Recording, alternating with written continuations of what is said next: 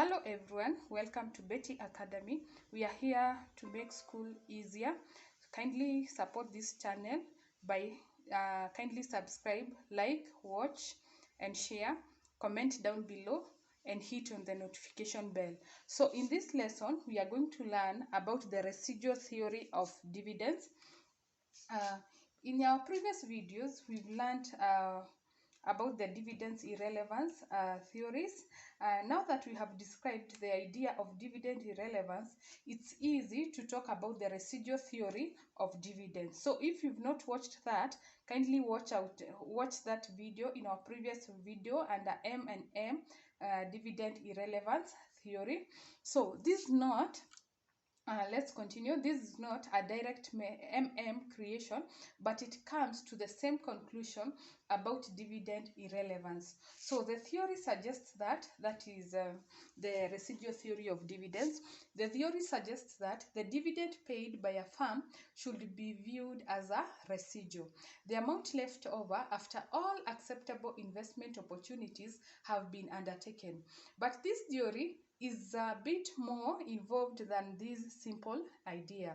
So that's all about the dividend, the residual theory of dividends. It's just an overview.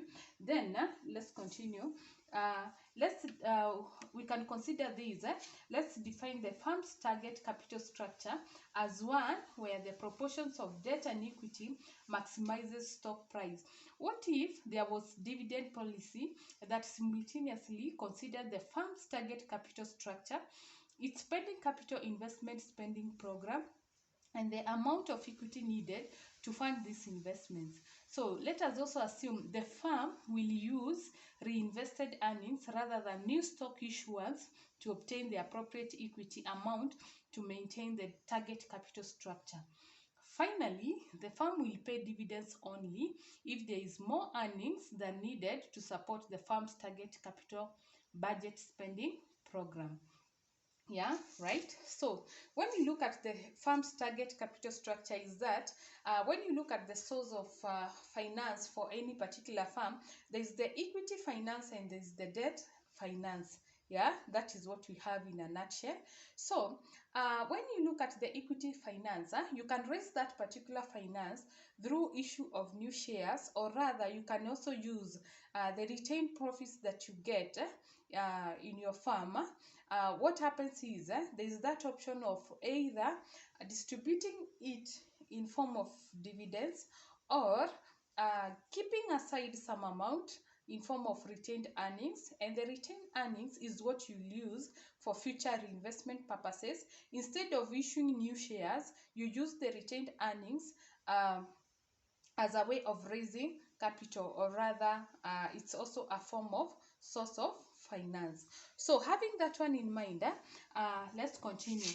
Finally, the farmer will pay dividends only. Yeah, so by the end of it all, you will pay dividends now that you have shareholders and they expect dividends. Yeah, so if there is more earnings than needed, yeah, so if you have more earnings than needed to support the firm's target capital budget spending program, so wow, you would say that's great. Yeah, so well, the residual dividend model prescribes such a dividend policy. Yeah, so as the word residual suggests, dividends are what's left over after the firm has paid all its bills and undertaken all profitable projects. Yeah, so and for the in this case, there are those methods that you use when you want to look at the projects that you want to undertake, whether they are profitable or not. So there are those methods you can use. NPV method, that is the net present value method, whereby for all positive projects, once you get a positive net present value, it means those are the projects that you want to undertake. So the moment you've made some profit, the money that you have in form of retained earnings, you undertake all the positive net present value investment projects. Once you take all those ones, whatever remains, that's what you are referring to as the residual amount in form of profit. So in fact, that's what Lots of people think a dividend check represents what's left over after all the bills are paid and all investments undertaken. Yeah, so that's what it means. Therefore, under a residual dividend policy scheme, the distribution for any period will equal net income less the firm's target equity ratio, yeah, times its planned total capital spending program. So the reason the target equity ratio is used is so that the amount spent on the firm's planned capital spending program will be financed so as to maintain the firm's value, maximizing target capital structure. So that one, in summary, this is what we have. Yeah, we have the dividend. You distribute these dividends from once you get the net income minus the retained earnings needed to finance total capital expenditure. Yeah, that is as shown there. Yeah, or you can go further and say net income minus target equity ratio times total capital expenditure, and you have this particular T. This one is a subscript, and a note. T represents years in terms of it's denoted as T. Yeah, so that's what happens under the residual theory of dividends. So the residual policy and the dividend volatility. Yeah, so when you look at that, that's another aspect that you need to understand. Yeah, so the residual dividend policy we have here, it suggests that different investment spending plans will lead to different dividend levels. Yeah, for instance, if you have, let's say like we have like 3 projects, and they are sweeping almost the whole amount of money, yeah, the retained earnings, it means that the dividends will be lower.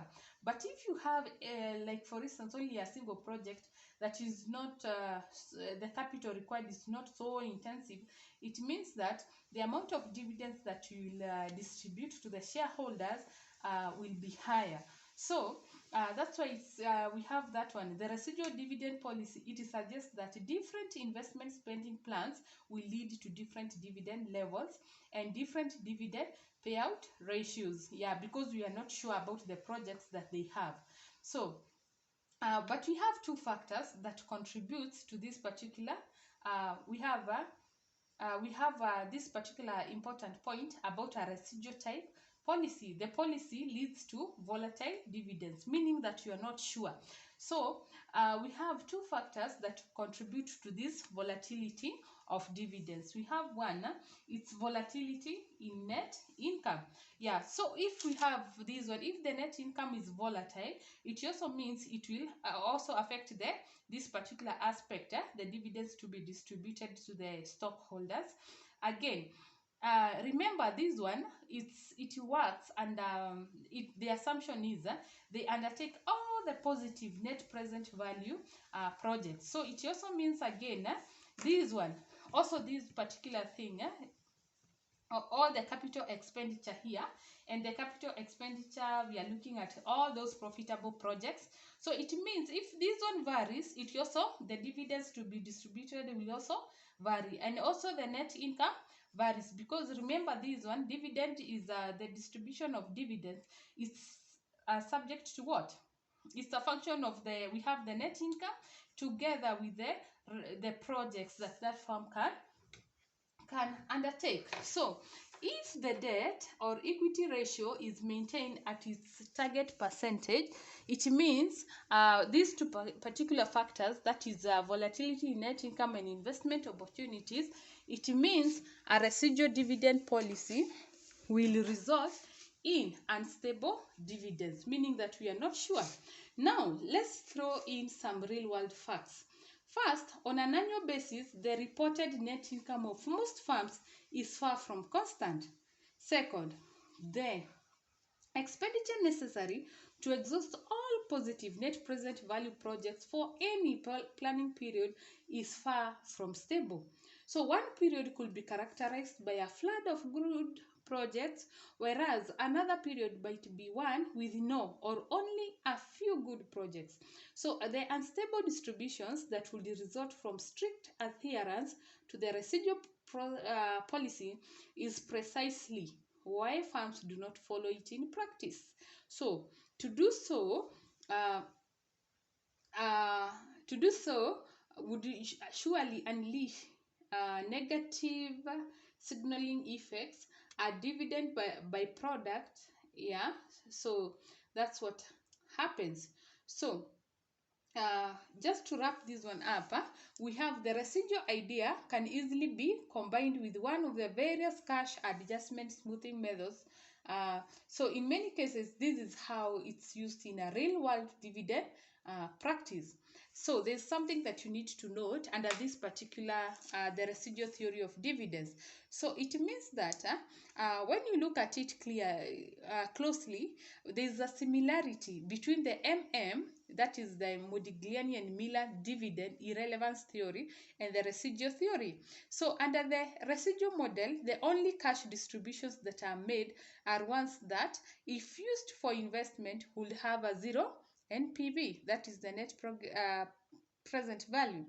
That is, they can't be used to increase farm value. This feature of the model is quite similar to MM's dividend irrelevance. That one we had already discussed in our previous video. Kindly watch out. Kindly, you'll get it. It's in this channel. So it's a dividend policy of distributing funds with a zero net present value, and it cannot affect the firm's value. So dividends distributed as a residual are irrelevant. Yeah, that is a holding constant. It excludes, sorry, sorry, excluding announcement effects, right? So that's what happens under the residual theory of dividends. So that's the end of this particular lesson. Kindly watch out for our next video, and don't forget to subscribe.